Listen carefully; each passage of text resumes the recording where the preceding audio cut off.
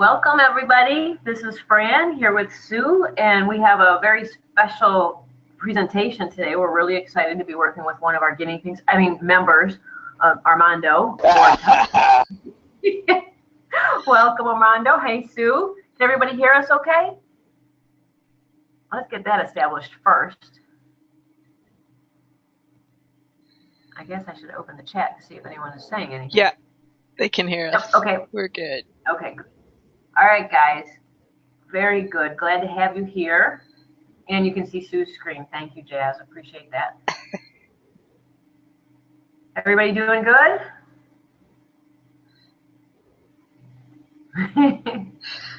Guys.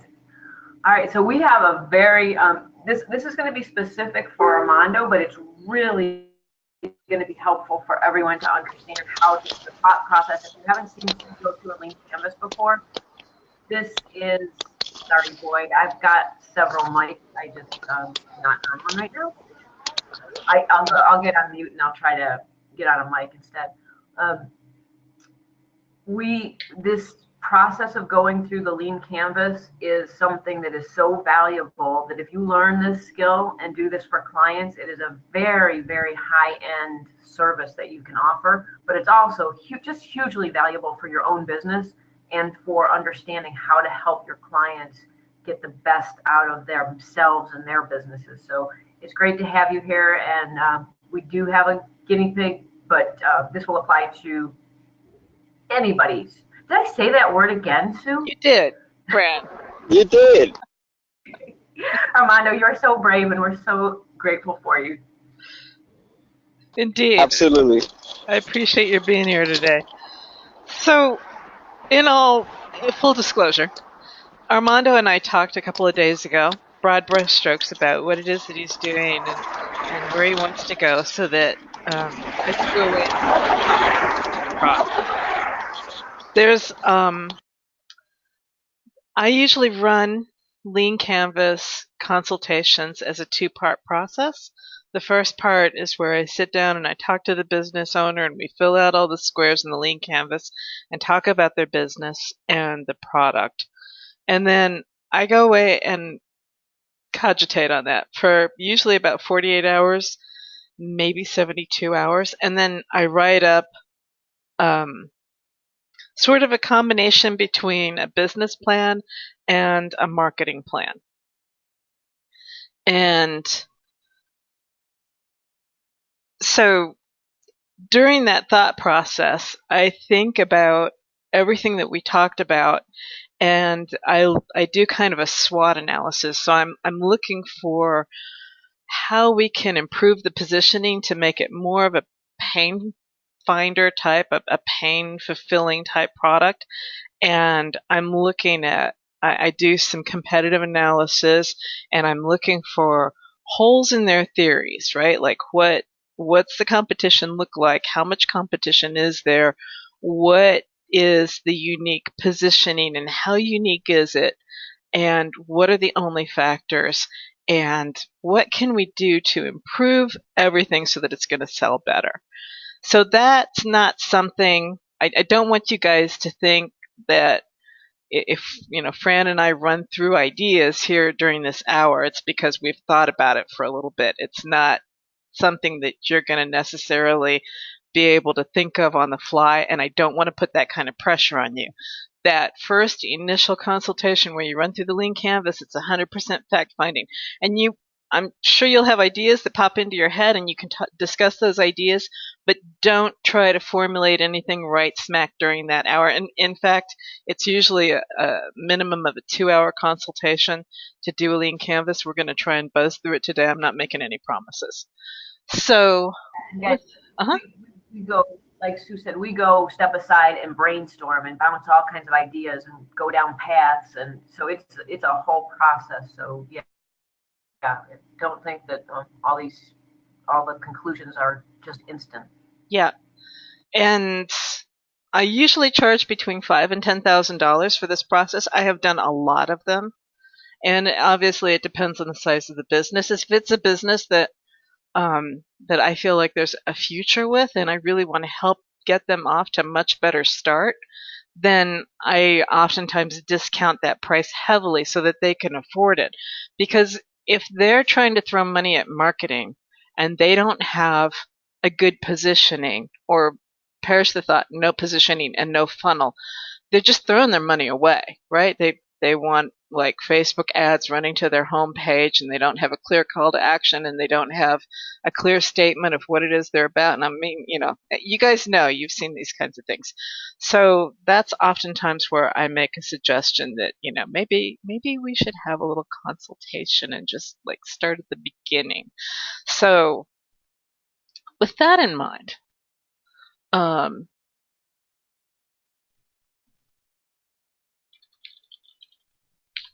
we're going to start the Lean Canvas process. And I know I've done this a couple times, but the idea here, it's not sequentially numbered because it shakes up your thought process to move around the blocks. And that's helpful because otherwise you can end up getting stuck in a rut, and the answers to one block become the answers to the next block and to the next block. And so this bounces you around. It's a little bit of neuropsychology, making you move back and forth around the block and trying to switch up the ideas between, what are you doing for your customers, and what is your problem and what's your solution, and just kind of like jumbling the ideas to get your creative juices flowing more. So there's brain right brain stuff going on. So exactly. So the first thing it asks you are, what are your customer segments? Who are you going after? And a sub-question to that is, who are your early adopters? Because those are the people that you're going to attack first. That's the first place where you make money. They're the first people that jump on board. You get testimonials and such from them, and that helps bring you into the rest of your marketing.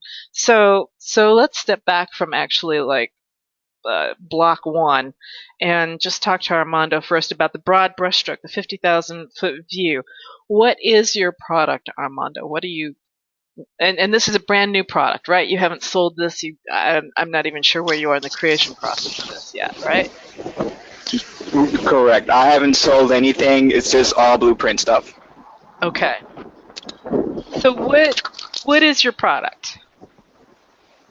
Ultimately, some digital marketing information on how to change careers, get into the digital marketing field, right? What kind of skill sets you need to have. So it would be, there's two parts of the way I see it. First part is information, right? Type of what does a person need to know, and how do they get those skills to go out and get a professional career in the digital marketing industry, whether it be for attorneys or corporations or whatever, right? And then the second part is, I guess you could say, the consulting and training, the handheld type of service where, in this particular project, my thinking is it's all based around getting people certified within Google Analytics, Tag Manager, Bing, AdWords, things that Facebook certification, helping them through that process. So that's part of it, and so that's how I see it, right? Information on to get people in, and then on the back end to do like what we do, webinar training, answering questions that people have with their projects. Okay, and you have a variety of projects. You're planning to bring to market a variety of projects at a variety of price points, right? Yes. And so you're doing everything from basically a lost leader kind of a... Do you have anything that's going to actually be a free lead magnet?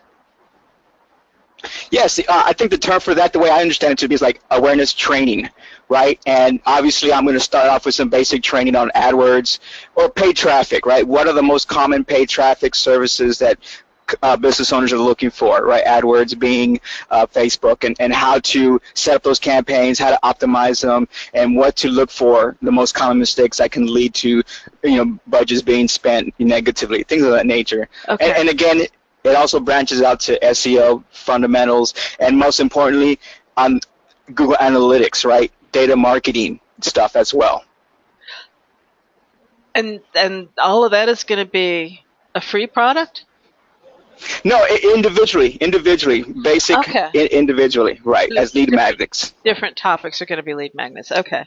Right, right. And then once they come into that product, then you're going to offer them other products at different price points, upsell and that kind of thing. Absolutely, into what I call my main product, which is the digital marketing blueprint course, right? How to become a full scale professional marketer. Okay, good. And that's $1,000 price point, right? Well, I was thinking about raising it up to maybe 2,000, 2,500. Okay. All right, good. So, all right, with that in mind, let's talk customer segments. Who do you see being your ideal target customer? Well, the first one that really, I get a lot of questions. See, I guess I do consulting because I run ads on Craigslist. Have that background for many years, so I get people who contact me. They find me online, and then of course, using my product, I've had a lot of jobs in marketing, right? Right.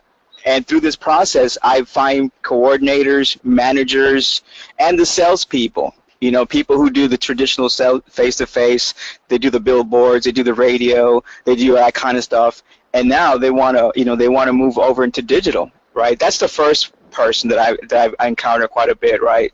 So they're professional marketers. I call them traditional marketers, right? Because they do sales, they do that kind of stuff, but not online. They don't have the skills, right?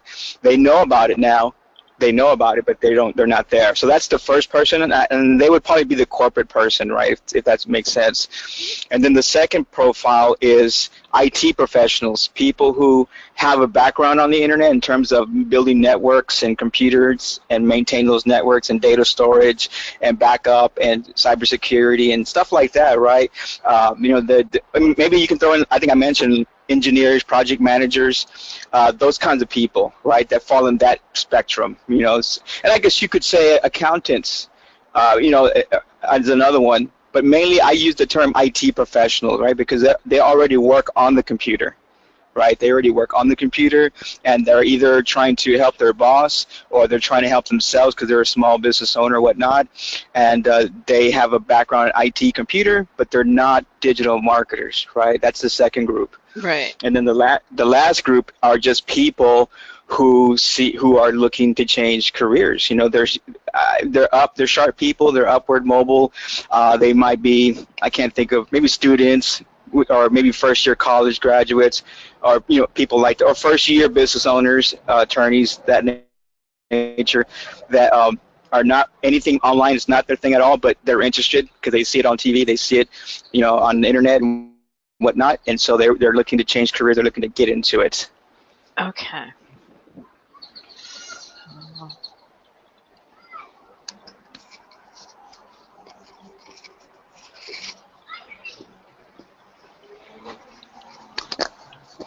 All right. So, do you have an idea about which of those market segments you would attack first? Is it the traditional marketers that you were talking about? Right. I would that's a good question. Clearly group 1 and 2, right? The digital marketer, and then the second one, the IT professional, engineer professionals, whatnot, or IT professionals. Those are definitely the first two that I would want to target quickly. Okay. So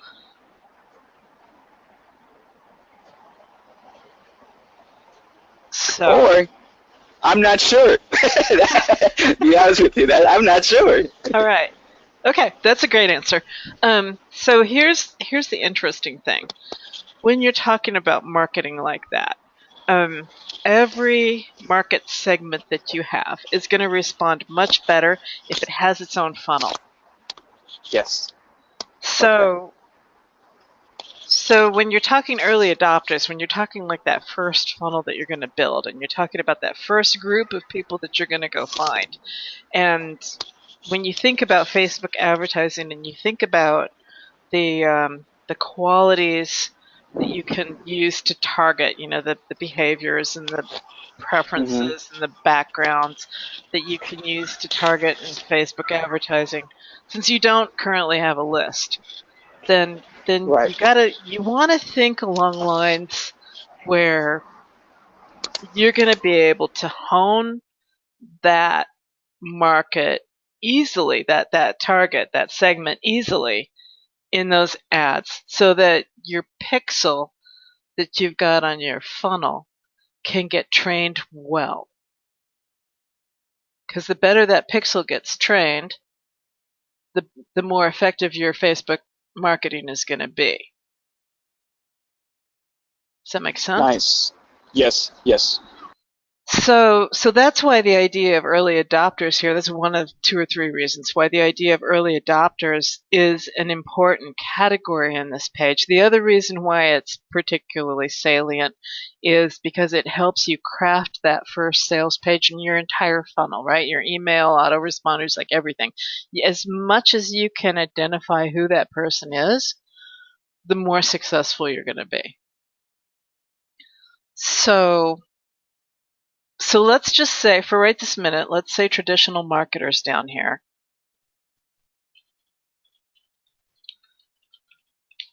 And your homework from this assignment is going to be to go walk away and consider all the traditional marketers you know, because there's a wide variety of them. Some of them specialize in one particular avenue, and some of them are more generic. So I want you to think about who that initial group should be. And as I said, the more specific you can get, the more you can hone in on that identity, the better your conversions are going to be. And the better your pixel is going to get trained, the better it's going to, when you start to branch out and tell it, okay, go find other people that are like this, but not necessarily with these same interests, the better it's going to respond. So that's your homework. And for right this minute, we'll leave it like that. At the end, we'll come back and recap a whole lot of ideas that Fran and I have been tossing about. But for right this minute, we'll leave it there. So let's talk about the problem that your product solves. What are your top 3 problems? That's a great question. I see it in multiple views, I guess. Number 1, people don't know. They don't know why their campaigns are failing, and they don't know how to do audits to understand why their campaigns are failing. Hopefully, did that make sense? And so, yeah. Okay, the question I get a lot from people, not a lot, but the couple of questions that I've gotten from professionals who I interact on these things is they don't know if the person that's before them who's doing it is doing it right. Right? So for me, and this has helped me, I've done some keyword research and I've found a lot of good PP, I will use PPC as an example. I found a lot of PPC audit checklists that help me just hit the hot points of an AdWords account, and it helped me figure out quickly if the campaign was set up correctly or incorrectly, right? And through that process, I was able to make recommendations, and it helped solve the problem. So, you know, and I'm just giving you a knee-jerk response to your question. I'm not sure if I answered that question. That's just what comes to mind. And this is a problem that you've had that traditional marketers have brought to you? Oh, you're right. You're thinking of that. Okay, I was thinking of like well, yeah, I guess so. Yeah, traditional and that's a great question, because when I think, maybe I didn't say that right. Traditional marketers could be people who don't have internet marketing skills, and then there's traditional marketers who are now breaking into the digital marketing field, and they have some basic understanding of AdWords, they have some basic understanding of Facebook. That's kind of what I was, right? That's what I was kind of thinking right now when you were asking me that question. So then we're going to go back to the early adopters, and we're going to qualify this as not just being traditional marketers, but traditional marketers who are starting to get into digital. Yes, yes, that's a great way of saying it. Yes. All right. So now we've got these, like we could say, new digital marketers instead of people don't know why their campaigns are failing. All right. Right. So that's and just to. No, just to piggyback off of that, that's I have PPC, I have SEO, and I have website templates and checklists that I use to do audits, right? Right. And that is what I've noticed really these people like. When I break out a template, a checklist, and I quickly solve a problem or show them something, they get excited beyond crazy. And so going back to your question about what my product solves, well, I guess right there is helping them clarify their confusion. Again, Good. these are just thoughts coming to my mind. Good. All right. So we want to be as specific as possible. So they don't know why the PPC campaigns are failing. They don't know why their SEO isn't working. Correct. And what was the other one? Why their websites and mobile sites have errors, and why they're not passing website speed, Google speed checks. Content issue, I guess you could say, is the issue. Too much content on their site. Images are not optimized. They don't have a content distribution network, so their images and their content on their website slows the speed page. Their webmasters, their website hosting services don't have their content optimized, so it loads slow. Right. Oh, And that's so, SEO. yes. So, Yes. so we've got PPC and we've got SEO. Do we have a third category?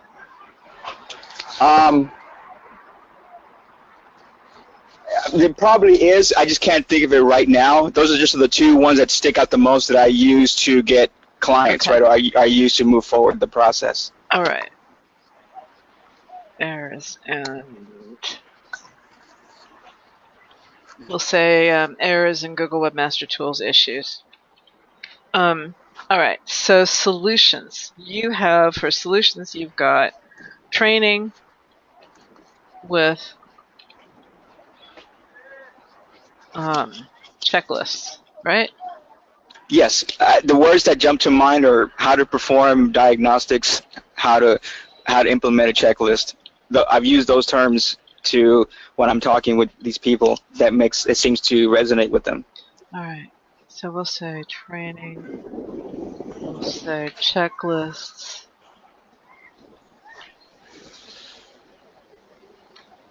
And we'll say how to perform diagnostics. All right.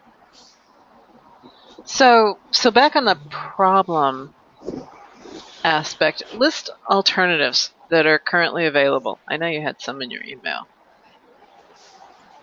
There's going to be like lynda.com. You mean competitors? Yeah. Or something? Yep, there's going to be udemy.com. Subel. Just kidding. That's a great question. I haven't really. Right. Exactly. I haven't. I have a list now. Think about it, with two other groups of people that are doing what I'm attempting to do, but Okay. I haven't really fully done a full deep dive into that realm yet. All right. So you're more or less familiar with lynda.com and Udemy, right? Yes, I see them. That's who I'm targeting or competing with. Correct. Okay. Yeah. Those are. You've got some of the other guys like Russell Brunson, but I think that they're a little bit more advanced. So I would say like Lynda and Udemy and probably the OMG types. There's several of them out there. Like those are going to be the ones that people are going to run across first. I thought about this yesterday. Now that you say that point, not to interrupt there, but I see those agencies marketing tools to the masses. I don't see myself doing that. I see myself more defined towards the term digital marketing career, professional, university type of stuff. And maybe Becker has the university term, and he's trying to do that. Well, he is doing it, but it's more, again, to the masses. He doesn't really have that digital marketing career feel to it, right? And so those other agencies you mentioned, I don't really see myself competing with them because, again, they're providing tools and systems and processes to the masses, right? People who already, in my opinion, who are more pain specific, whatnot. That's how they find them. I don't see them promoting a career path, or so to speak. I don't see it that way. So I don't see them as my competitors. I could be wrong, but I don't see that. So your unique value proposition is a career path? I guess yes. In this particular funnel, or this particular funnel, yes. All right. So define that a little bit better for me. The way I see it is there's the home-based business person, the work from home, the internet millionaire guy, gal, versus a professional who is not someone who's jumping around or hates his boss or wants to work from the beaches. They're more, again, they're professionals. They're strict in their routines. They want to just, they like their you know what, the best way to say it too is that the digital marketing career or digital marketers is like the new hot thing when scientists came out, or when the first engineers or the first accountants, the lawyers. You were trained to go be a lawyer or go be a doctor, right? Because that was the prestige kind of thing. Well, in my opinion, digital marketers, digital marketing careers, data-driven marketing is the hot new career path. Oops. Yeah, we lost him. We lost him. It still shows that he's talking, but we can't hear him. All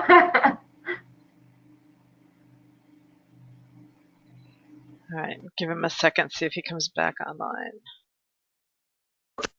I'm not sure if I'm just breaking that down correctly, but I see them being different. Those are two different people. So you were gone for most of that soliloquy, sadly. So let me ask you a question. When you're talking career path, so you were talking about professionals that are on a career. How do you see this? So like, how do you see this training being different from Linda?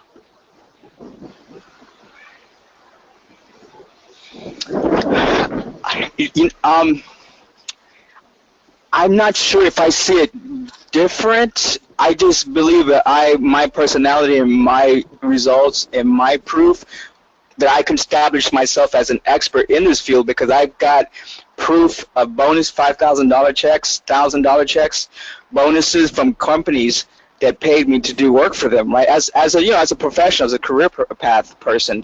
And so my value proposition to someone who would see my video or see my sales page is, if you're interested in becoming a digital marketing professional, I can help train you, and I can help you find a location where you can, ultimately how to find a job. I get people who call me every day and send me emails, and I turn them down. $50,000 to $80,000 jobs they're offering me. They want me now. I'd say no. So that's how I'm trying to think of it. That if someone sees my video, that's what they would see. That hey, this guy can do what he says he can do. He's not a salesperson on the video who's not the person. Okay, so you're actually talking like, are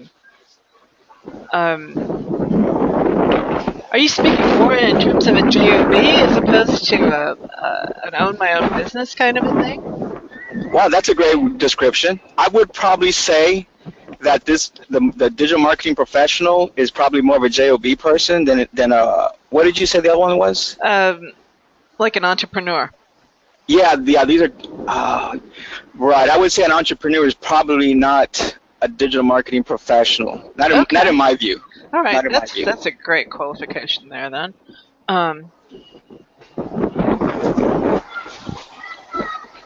It doesn't mean that they wouldn't branch off, right, later on in life. But at this point, when they hit my sales page, they're just trying to get a job, or they're trying to get a career between $50,000 and $80,000, and they can do it with internet marketing. All they got to learn is a couple of certifications, learn the basics of traffic generation, website audits, and all that kind of basic stuff, and then I help them with setting up their resume. I help them with finding recruiters that will. Oh, here's another thing. This is what I'm really thinking. I've seen so many job postings from so many companies that what they're looking for is a digital marketing specialist between the average income of $50,000 to $80,000 a year, and all they need is 1 year experience. So how are you going to help them get the 1 year experience? Absolutely. I'm modeling this off of my personal experience. When I came to Houston, probably in 2001 or something like that, my sister, I was like a first-year college dropout, and she was like, "Dude, you got to do something. You're awesome. And why you're not doing nothing?" I said, "I don't know. I'm not the college doesn't turn me on. I don't know." So she goes, "Hey, well, I just started going to this little school. It's right here in Houston, and they offer little courses called software specialists. And what they're teaching me is how to use Microsoft Windows, Word, Excel, and PowerPoint and Access. And it's like $1,000, and you can go for a year. And at the end, you get a certificate. And I said, hell, why not? She convinced me to go with her just so she wouldn't go by herself, right? So I went with her, and that's what it was. We went to class, I don't know, 2 times a week, 3 times a week or something. There was a teacher. There was a lot of students there, actually. And the teacher basically showed us how to walk. He walked us through all that stuff, just basic, right? And I tell you the truth, after I got that certificate, I applied to different recruiting agencies, and they were sending me jobs everywhere: clerical, office administrative, project management. Project assistant, right? And whatever. And that little certificate and all that little training made a big deal. So that's how I see this type of course. That's why I was saying that, in my opinion, the big course, the digital marketing career type of thing, if we're assuming that we're talking to somebody who's like brand spanking new, it would take them a year to go through the training, through the entire process, and at the end of the year, be ready to roll. Right. If we're talking with someone who's more advanced, of course, they can just take the courses they need and speed through the process. Right. So let me ask you, the course that you took with your sister, was that accredited? Sure. I would probably say no. I believe that what I did was I used a Pell Grant. They had a system, and it might have been the Pell Grant, where they submitted paperwork to the government sent them a $1,000 check, and I was in. So no, it was vocational. Maybe it was vocational type of term.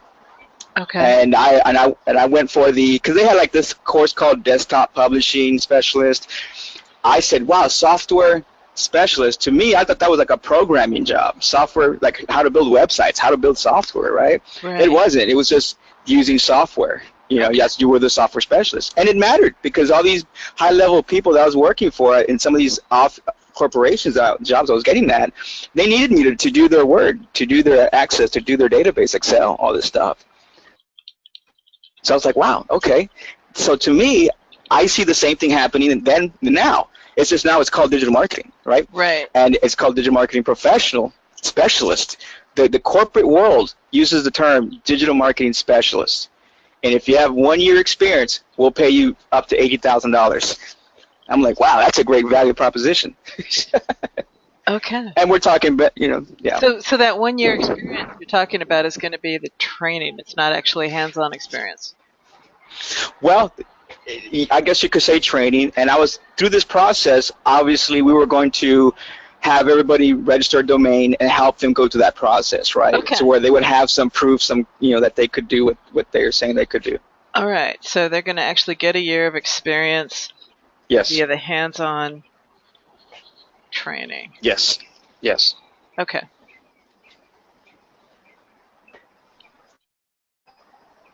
All right, good. So then for a high-level concept, I've got get a job as a digital marketing specialist in 12 months. Right? Yes. Okay. Yes. Yes. Good. What's your unfair advantage? Wait, let me see if I got this in the right order. Hang on. Wow. Nope, that comes later. Actually, think about that while we answer the other questions. Channels. Do you have paths? We talked about Facebook as being a channel. Do you have any people that you're thinking about doing joint ventures with, or? No. In terms of driving leads to the funnel, other than doing paid traffic, that's my goal.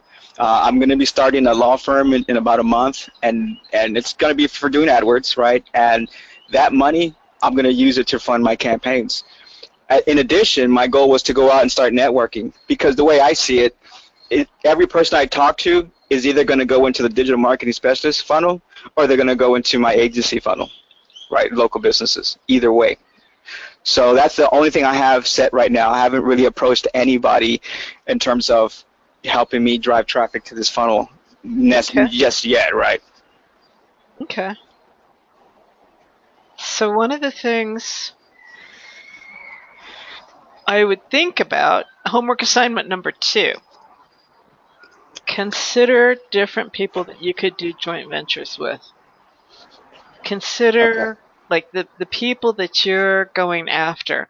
What else do they need, and what else might they be already looking for, and therefore who would be a good joint venture partner for you.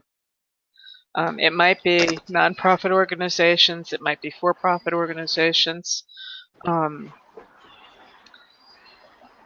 Think about places where you could get I hear you, exposure. right? Okay, places where I get exposure. Oh, well, you know what? One time and I think I have it. I hope I have it. There's like this HEB that's located by one of the major law firms that I was doing this project for, and in the HEB, there's like where they have the magazines and newspapers and stuff.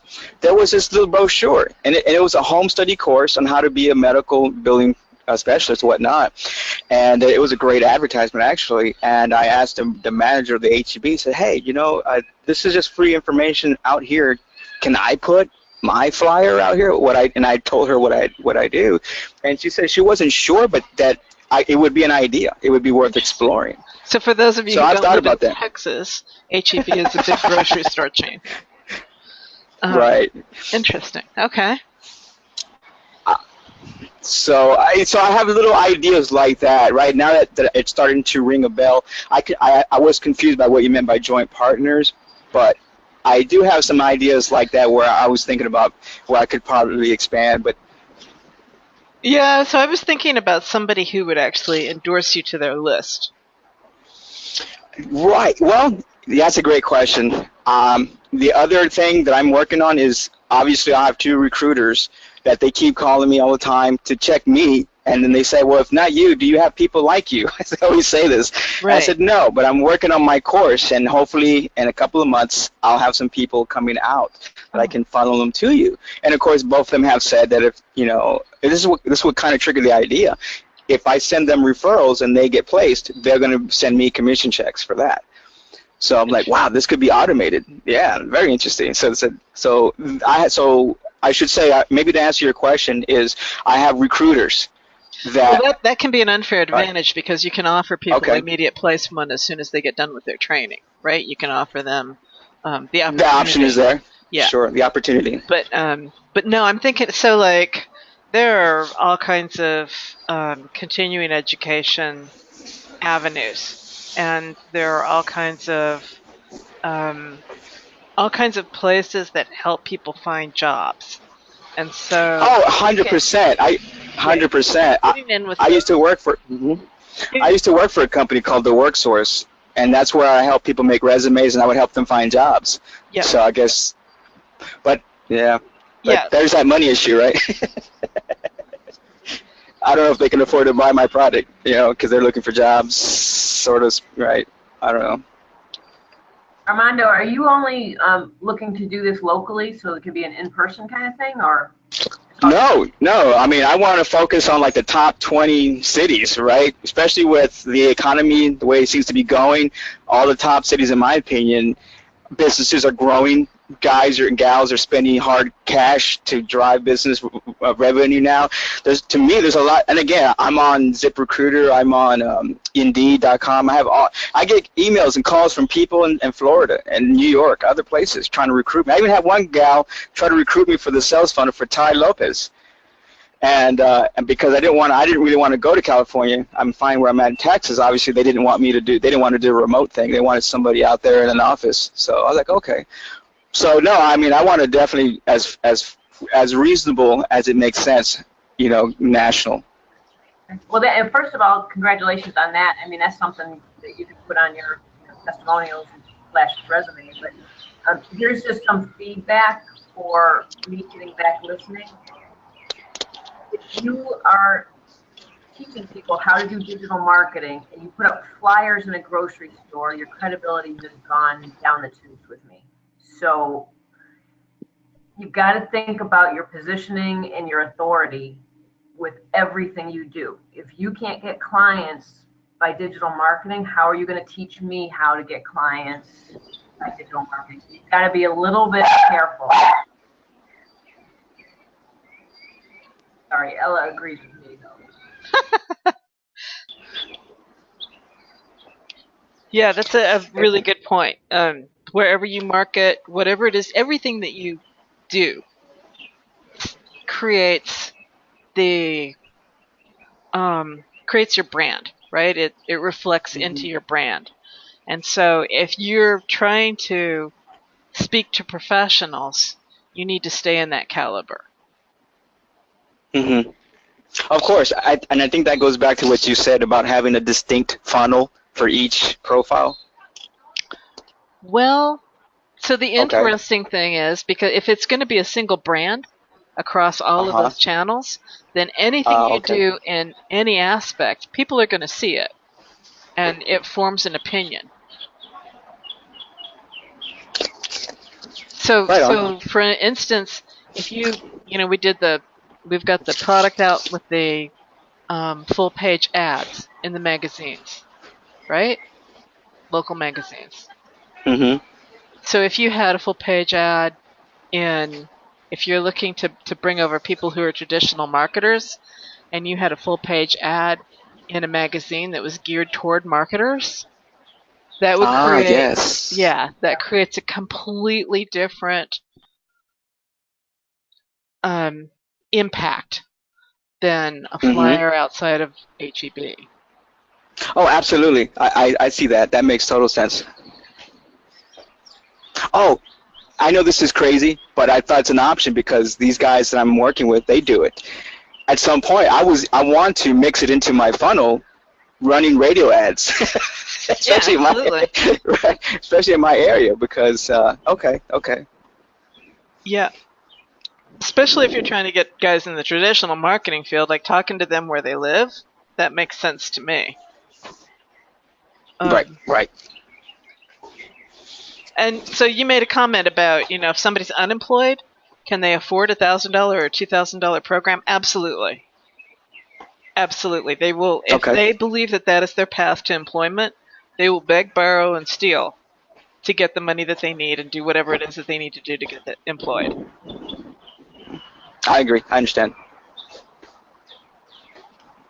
And you look at the position that you were in when you went through the $1,000 course with your sister.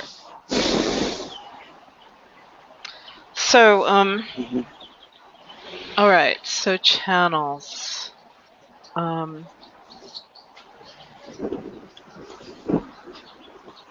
going to go ahead and say something along the lines of, I don't want to say unemployment, but employment opportunities. People who are looking for, there's a word for that, employment agencies, for lack of a better word. Kind of dig Oh, into yes, that. that's the other thing. Yeah. All right, so then key metrics. So the idea behind this is, how do you know, like, what's your first milestone to say, okay, I'm doing well? So, like, you launch this thing. Let's say that you put the whole thing together, or you put together the first part of it, and you launch it in 90 days, and you're doing marketing for 30 days. Usually for me, I have a benchmark at, like, the 30-day place, and then I've got another benchmark that's 90 days out, and then I've got another benchmark that's 365 days out. Right? So they can be whatever it is that you feel good about it. It all depends on, like, key metrics can vary widely depending on how long it takes, what your buying cycle is, and what your ramp up is. So, we're talking about a digital product, which once you have it put together, there's no additional ramp up. It's just marketing, right? So that's Correct. That's got kind of an instantaneous sort of a feel to it. So what is your definition for, well, first of all, what's your overhead? Do you have a lot of overhead on this? Or is it basically just, servers and marketing? Absolutely. Yeah, just what you said, service and marketing. All right.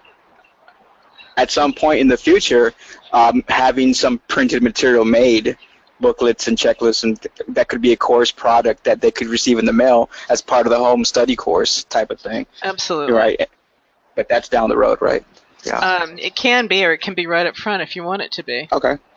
Well, right. I mentioned in my main outline that I have software that helps me create ebooks, and I was just in my mind, I was like, well, this could be the tool that I could use to probably create something like that. It would be electronically delivered, so to speak, but nevertheless. Yeah, there's a huge impact to having things physically delivered that increases your LTV.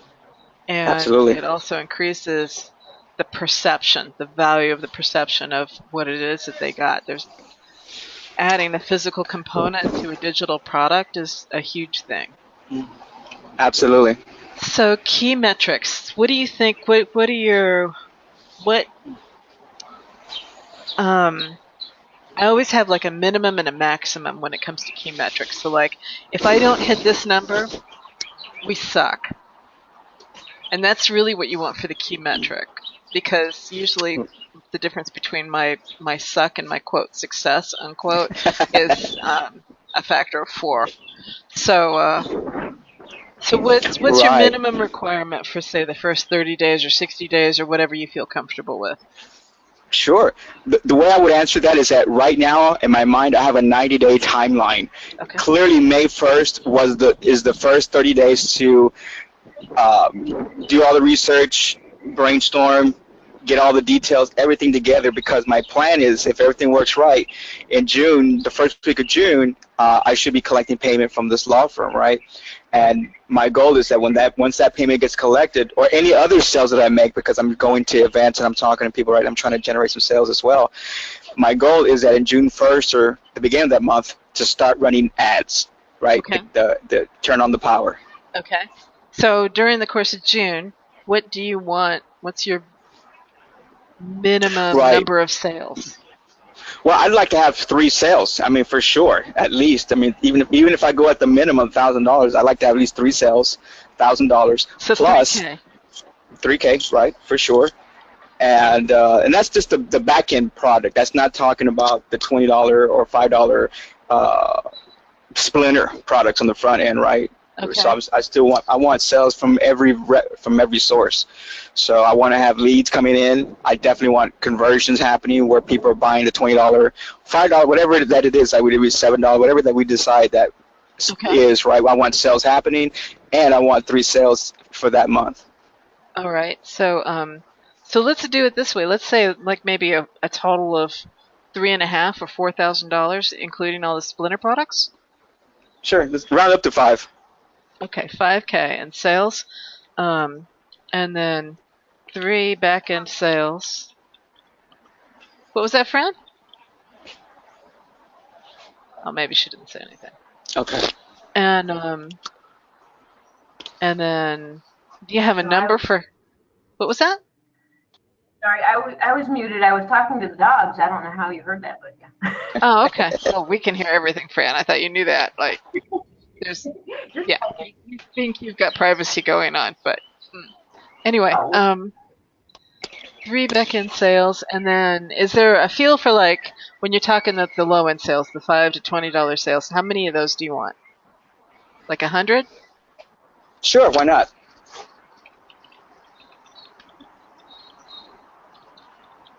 All right. So then, qualify this. We've got first 30 days. And then, what about 90 days? Oh, I would expect that by 90 days, I should hit 20 grand a month in sales. All right. And at the end of the first year? I expect to be hitting $100,000 in sales. On the low end. Yeah. All right. Good. Good. So those things, what you can do with those key metrics is you can break that down into a 12-month timeline so that you know what you have to hit every month, so that you know you can graph it out and see how you're doing as you go along and what you got to step up. Now, the other thing that I do when I'm graphing stuff like that is I have the sales from each channel split out separately. And so I have cost and I have return on each one of those channels, so that I know, okay, Google sales are not bringing me squat. All I'm getting are $5 people and they're not upgrading, and it's trash. But the Facebook channel, I'm not spending as much money and I'm getting a lot more back-end sales, yada, yada. So like that just helps you. And typically speaking, from my experience, the JV sales are the best. Okay. Like because you've got somebody who vouched for you up front, it established your Oh, absolutely. credibility, it established an expectation. People come in and they stick with you like glue. All right, so unfair. Just, Go ahead. no, I'm sorry to interrupt. That's kind of my other part of the model is, as I'm bringing in people and they're converting and they're turning into students. Clearly, I want to build a very strong referral system out of these same people to share me on their Facebook and social media, and to share me with people that their nephews, their sisters, or daughters, their brothers, their husbands, their wives, whatnot.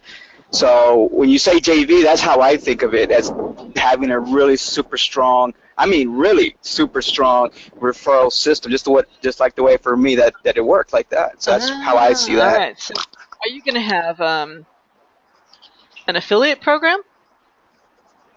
Hey, the door's open. I would think that probably might be the way. Well, that's a great thing to think about for sure. Yeah. You'll get more referrals if you give them some kind of a kickback. Sure.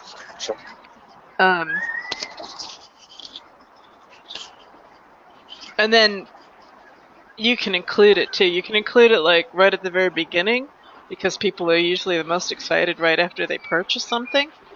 And then they're also super stoked at the end. If you get them to land a job, then they'll be telling everybody and their dog about it. Yes, absolutely. So you want to think about that and make sure that you include that. Obviously, like you're going to have in a 12-month program, you've got emails and you've got training material and all that kind of good stuff. So you just want to remember to put those kind of concepts in as you go along.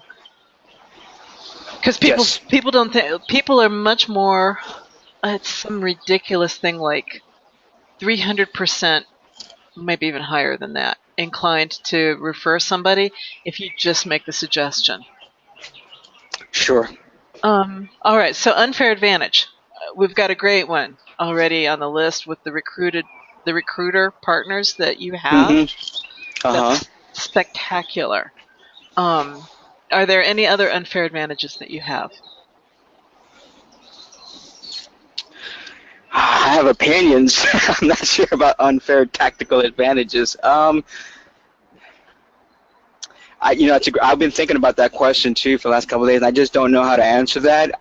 Again, the way I see myself is I practice what I preach. It works. It works repeatedly. I have a system, and I have results that show it works. I don't know about technical advantages. When you say that term, it just makes me think of my business model, that obviously in this training course, my goal is to drive these people into SEMrush, Ahrefs, right? Start driving that affiliate process and get residuals there to also pay for ads. But I don't necessarily. I'm sure there's one, because people are approaching me. I get emails and questions and phone calls from people asking me how to do stuff. So I don't know. I just see myself as being someone who's competent and gets results. Maybe when you said that, the other day there was about 3,000, 5,000 people in this type of business or something like that. I thought to myself, well, for sure, I'm better than the majority of those people because I have the system and I make it work all the time in different niches and different services and whatnot. So I'm going to have to work on that, because that's a great question. I just don't know. Maybe my self-esteem doesn't make me get cut. Well, your personal experience, who you are, what you do, that's definitely an unfair advantage because nobody else could do that. And Armando, you're actually, what you just said, you're selling outcomes. You're delivering something for these people. And if you want to actually put guarantees in your training, that would put you flipping over the top. Like, you'll work with them until they get the job, or you will get guaranteed that they get an interview, or some kind of really powerful outcome. Right.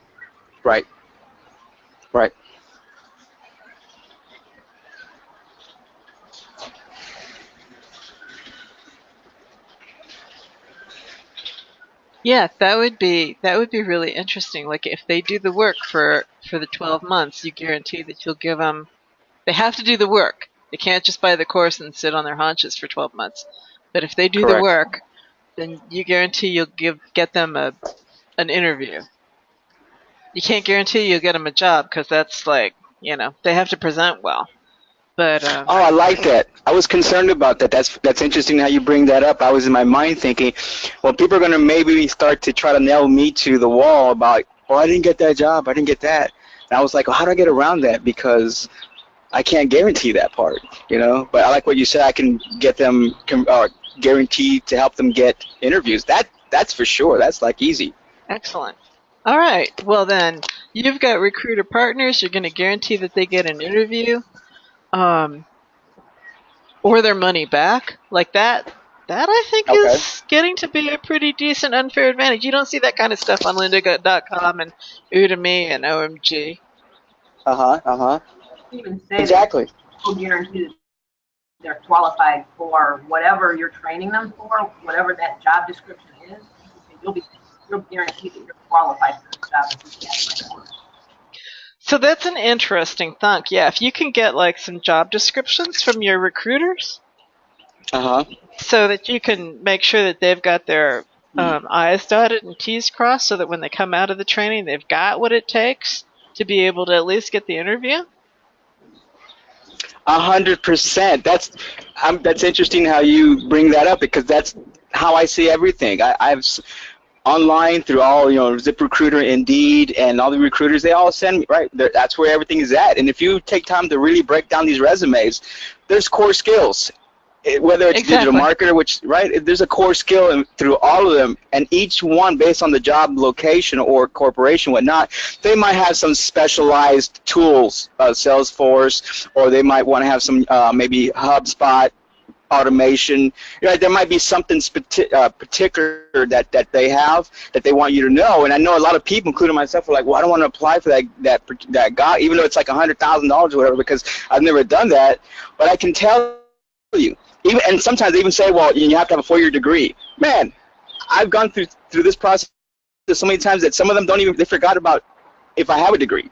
They don't even know that I can't do HubSpot because the way I set up my resume, and again, I have experiences, and here's a big deal. The certifications really make a deal in this particular niche. When you show, hey, I got like 4 or 5 of these certifications, they don't. They see you as the expert.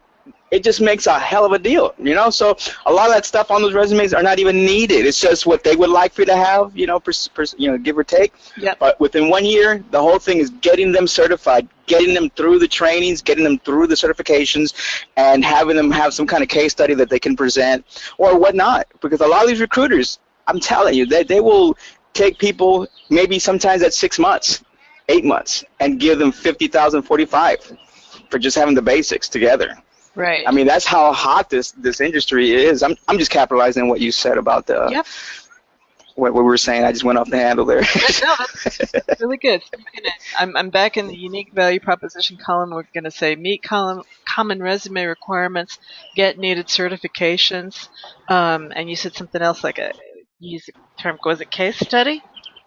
Or right, yeah, help them with the, hopefully through the training process, they would have like some kind of case study that shows that they can do, well, number one, they would have the certifications and then have some kind of case study, right, whether it be SEO, whether it be an AdWords campaign, or something that just shows that they can do what the certification says they can do, right? Excellent. That's what most of these corporations are looking for. Yep. They just want to know that you can do what you say you can do. Absolutely. The other thing that seems to be of value these days is the LinkedIn profile, and having people endorse you for your skill sets. Yes. So can we say help with LinkedIn profile and skill set endorsement?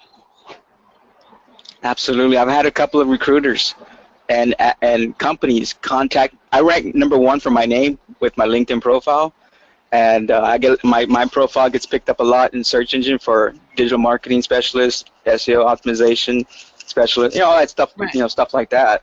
So yeah, that's a great idea. I mean, for sure, we can definitely value proposition tweak that in there. All right, good.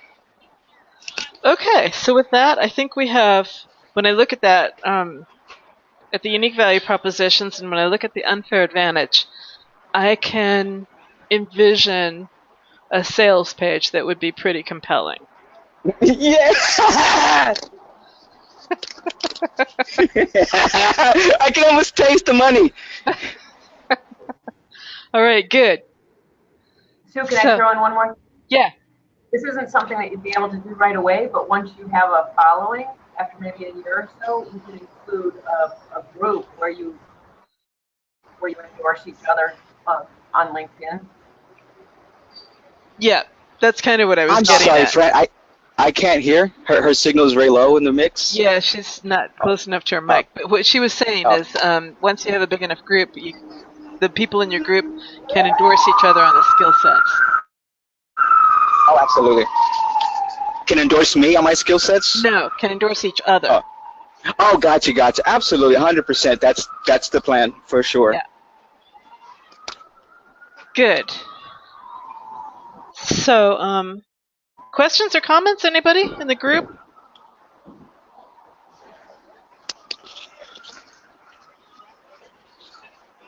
So the takeaways? Good. So Ryan says he likes it. So one of the takeaways that I want you to understand is how we started with a more nebulous concept, and as we walked through the blocks, we started to nail down. First of all, we started to clarify what it was that Armando actually had in his head, that like ideas that were floating around, but he hadn't really articulated to me up until this point.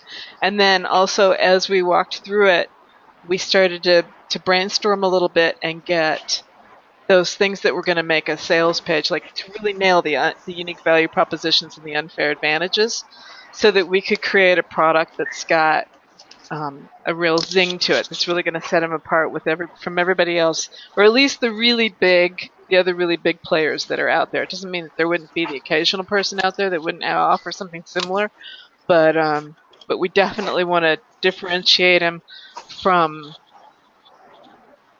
90% of the folks out there. Now, the one thing that's interesting that you're going to want to keep in your back pocket is, if your unfair advantage is your recruiting partners and the guarantee that they'll get an interview, as soon as you start to really promote this hard, other people are going to pick up on that.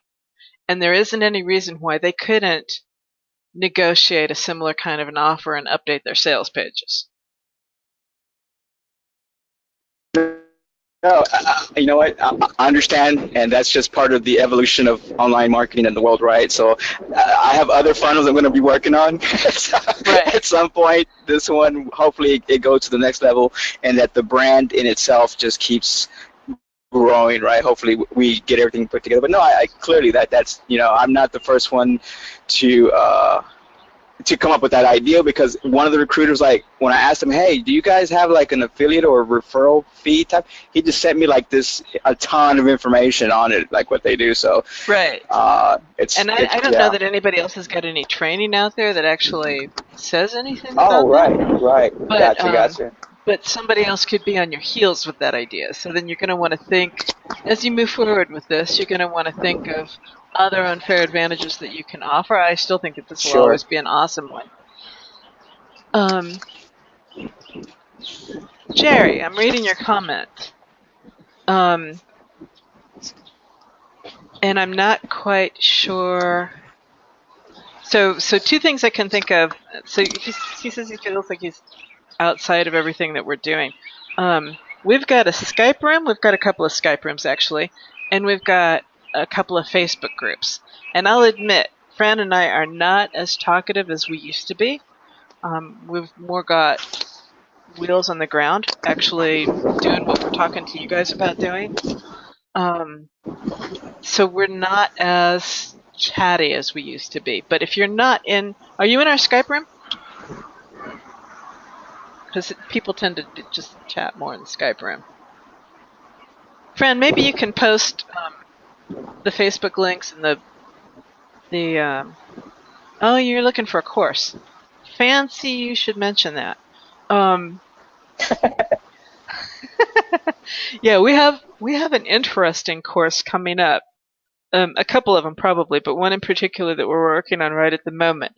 So stay tuned. I'm not going to say anything about it just yet, but we'll probably have another webinar within the next week or so that's going to talk about it. But we're still doing the lean canvas. Yeah, go ahead.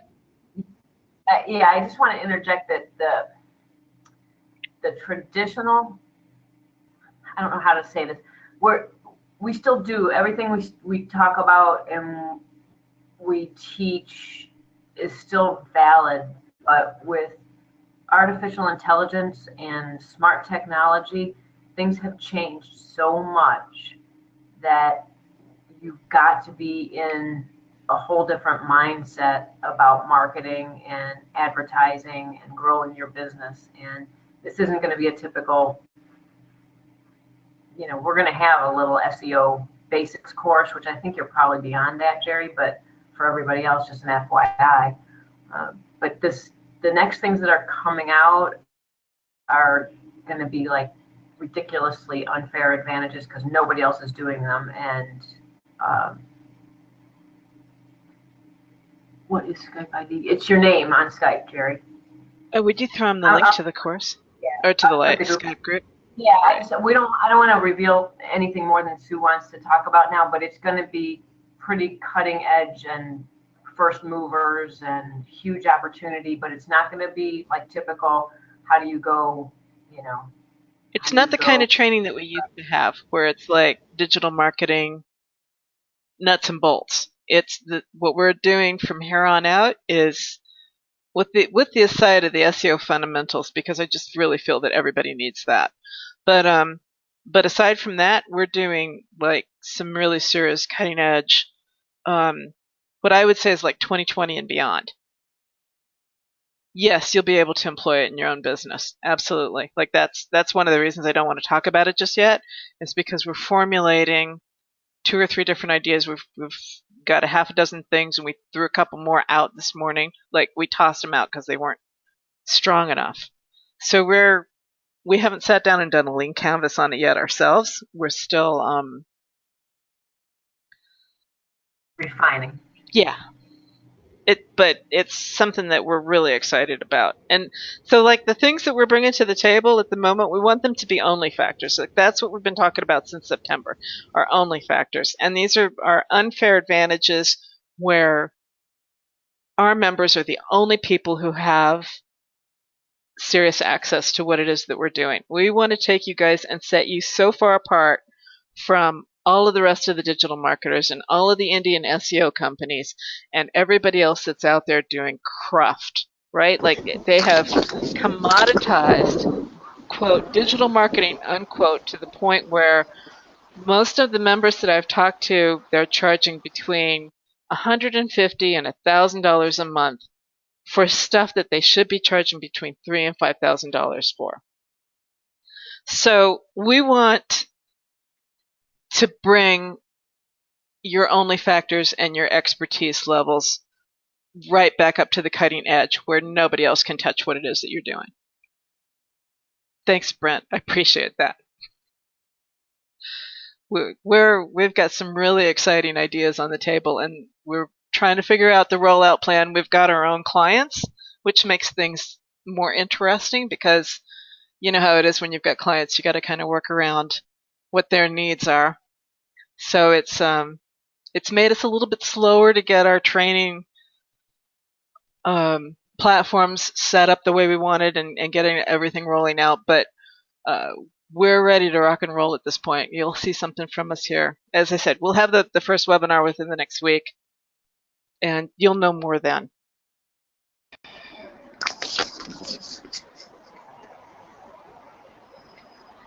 All right. Were there other comments? No. People were just general comments about how valuable just running through this, even if it wasn't their business. Yeah. You guys, I mean, it's crazy to think that we were talking about somebody doing digital marketing training, and we got to hear from from that high level topic. Because just thinking about that, you know, you might roll your eyes and go, oh my gosh, not somebody else trying to sell newbies how to market online, right? That's not at all what he wanted to do. And he's got one heck of a business plan, at least the foundation for it right here. Yep. And that makes me feel happy, because if we came out of this session with you guys saying we don't know, I was going to scrap this and move on to my next one, because I got 3 more ready to go.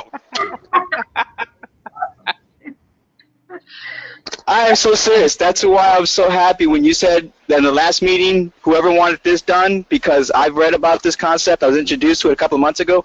This is like, doing this skill right here is like saves you time, money, and energy and resources. You get this part down, you're closer to getting to where you need to be, or you can, you know, I'm sorry, I'm just pumped up. No, This, you know, You're exactly right. And you know what? It's things like this that give us already an unfair advantage. I'm beating agencies. Tune in next week when I talk about how I took down 2 SEO agencies to get their job. But you know, because they don't do stuff like this, you know, and not to mention, you know, so I was like, wow, I'm going to get sued to do this? And I don't want to say for free, but you know, I will send a check once the money starts coming in. I promise you that for sure, on autopilot. You know, having people like this, it's crazy. I can't believe it. So I'm happy to hear that you guys think this is doable. No, I think it's very doable. I'll shoot you a PDF of this. Go ahead, Trey. I just want to point out to folks how Armando was open to walking away from this idea. He wasn't attached to it. He's looking at, when you fall in love with your concepts and your beliefs and your ideas, it's just a disaster. Logically, you got to take emotion out of it. You've got to look at the reality of the situation. Absolutely, and this is my last interruption, I promise. I've competed in heavy-duty niches, mesothelioma, and I've won, but it was hell. Yeah. It was hell. So I'm thinking about trying to compete in small niches that are.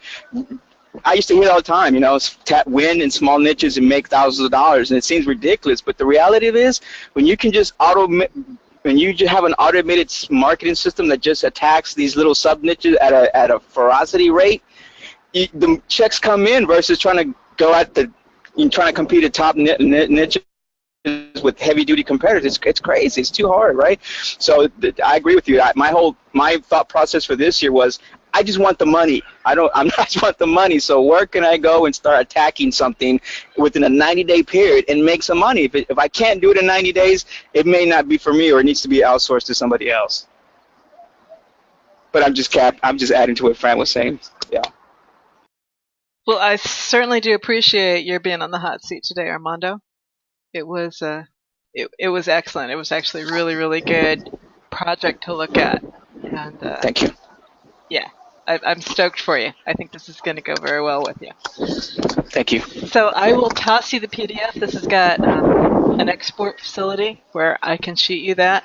And normally what I would do with clients, again, is I have a template that I use, and I draw up kind of a marketing plan / business plan based off of what we talked about here, and I put it into actionable items that they can do. And at the bottom of it, I've got the invitation for a proposal, so that we can move forward on it. It's just to like round out this conversation, so that you guys can walk away from this and use Lean Stack in your businesses and with your clients.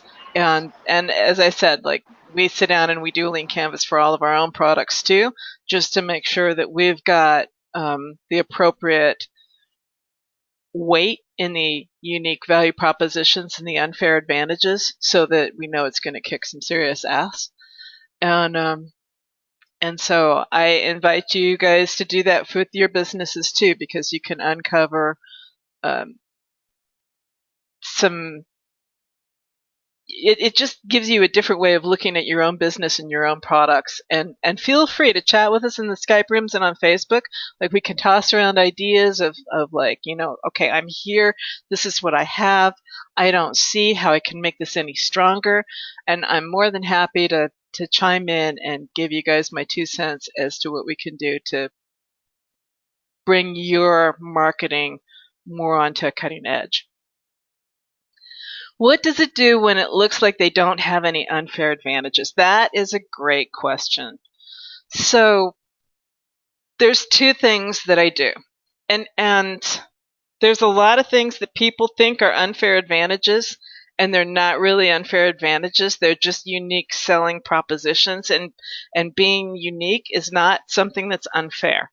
So what I do if they truly don't have an unfair advantage, that's one of the things that I go away and I think about, like, how can we reposition this, or what can we add to the product, or how can we change this up so that it's unfair. So it was like when Fran said, would you offer them a guarantee about an interview, right? That brings a huge unfair advantage into play.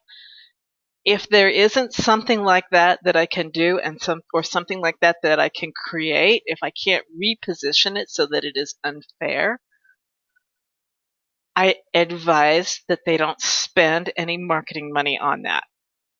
Let's move on to a different product where we can create that kind of a concept.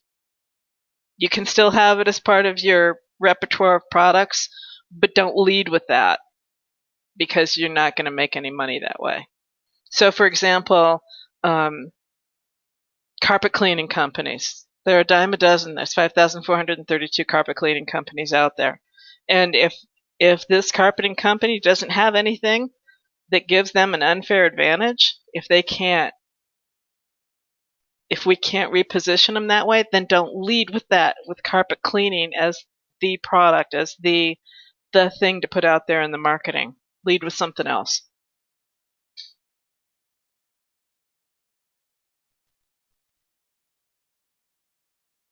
And just so you know, guys, most businesses don't have a clue. They think their reputation or their service or their care about their clients, that's what's unique about them. It's not. Everybody says that.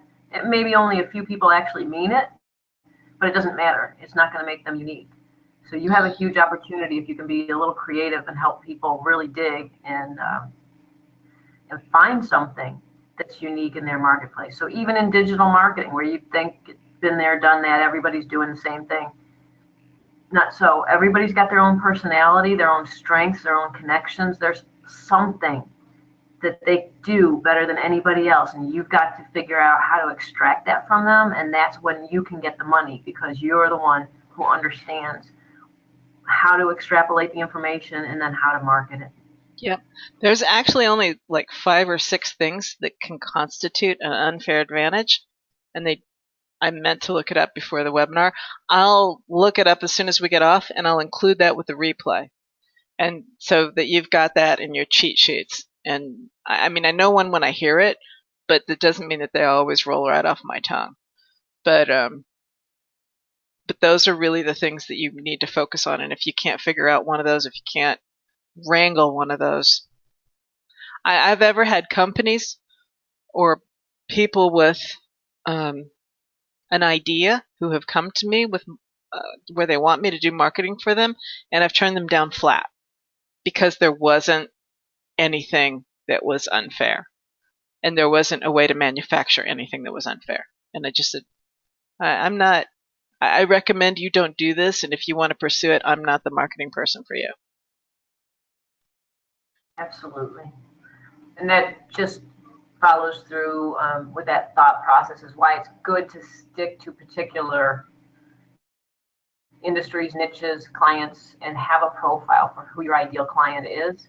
So you just aren't wasting your time. At least you have, it doesn't mean you're going to win all the clients, but if they fit your profile for your perfect and ideal client, then chances are pretty good. Not only will they be a candidate to work with you, but you'll be able to find something really interesting and profitable to promote for them. Yeah, there's some industries where there's just nothing but pain. And then there are other industries where there's just nothing but the same. It's just everything's all vanilla.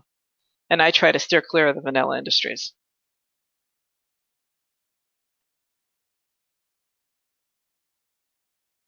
Okay, any more questions? Excellent. Well, that was amazing, Sue. Thank you. And Armando, your energy was incredible. We appreciate you so much. Oh, it was easy. Thank you Armando guys was so much. excited. Yeah, thank you. 7 cups of coffee. That's the blueprint. Man after our own heart. Exactly. All right. Well, thank you, Fran. Thank you again, Armando. And we'll be seeing you guys really soon. Keep a lookout for an email about the deviousness that we are up to. Thanks so much for taking your time to be here with us today. We'll talk to you soon, guys. Ciao.